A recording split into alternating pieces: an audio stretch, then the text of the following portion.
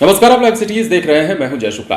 कोलकाता में गृह मंत्री अमित शाह के नेतृत्व में पूर्वी क्षेत्रीय परिषद यानी कि ईस्टर्न जोनल काउंसिल की बैठक का आयोजन हुआ। इस बैठक में आपको पता है कि बिहार की ओर से बिहार सरकार का नेतृत्व करने के लिए उप मुख्यमंत्री तेजस्वी यादव पहुंचे थे। उनके अलावा झारखंड के सीएम हेमंत सोरेन भी थे, पश्चिम बंगाल के मुख्यमंत्री ममता बनर्जी भी थी। इसके अलावा कई अन्य अधिकारी भी शामिल हुए थे।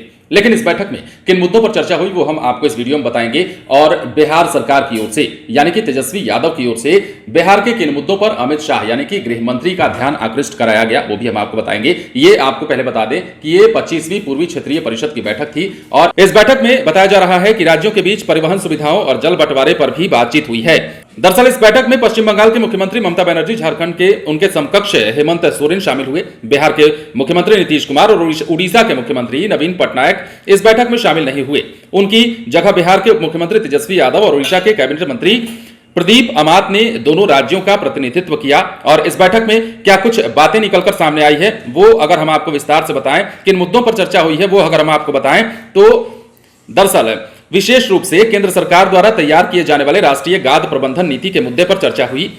नीतीश कुमार ने वर्ष 2017 में ही गंगा और उसकी सहायक नदियों में गाद की समस्या को हल करने के लिए भारत सरकार राष्ट्रीय गाद प्रबंधन नीति तैयार करने का अनुरोध किया।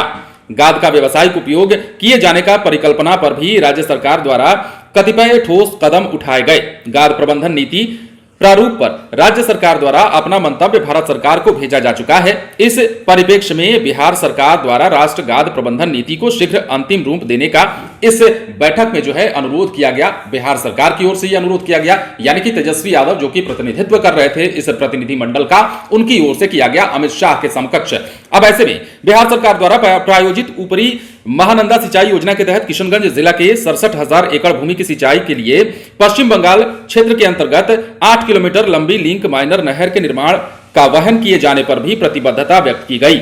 इस क्रम में पश्चिम बंगाल सरकार द्वारा विगत 30 वर्षों के फुलबारी बांध में जल की उपलब्धता संबंधित आंकड़ों के अध्ययन के आधार के क्रम में पाया गया है कि बांध में जल की कमी नहीं है और इस क्रम में बिहार ने पश्चिम बंगाल से फुलबारी बांध में आवश्यकता से अधिक जल को साझा करने और पश्चिम बंगाल क्षेत्र के अंतर्गत पाइपलाइन का निर्माण किए जाने के प्रस्ताव पर सहमति व्यक्त करने का अनुरोध किया है। और ये जो लेटर आप देख रहे हैं इस लेटर में तमाम यही बातें लिखी भी हुई हैं और इस बैठक में यही सारी बातें निकलकर सामने आई हैं। और यह भी कहा गया कि इससे पश्चिम बंगाल में भूमि उपयोग की समस्या को कम किया जा सके। राज्य सरकार भूमिगत पाइपलाइन के निर्माण का सारा खर्च वहन करेगी।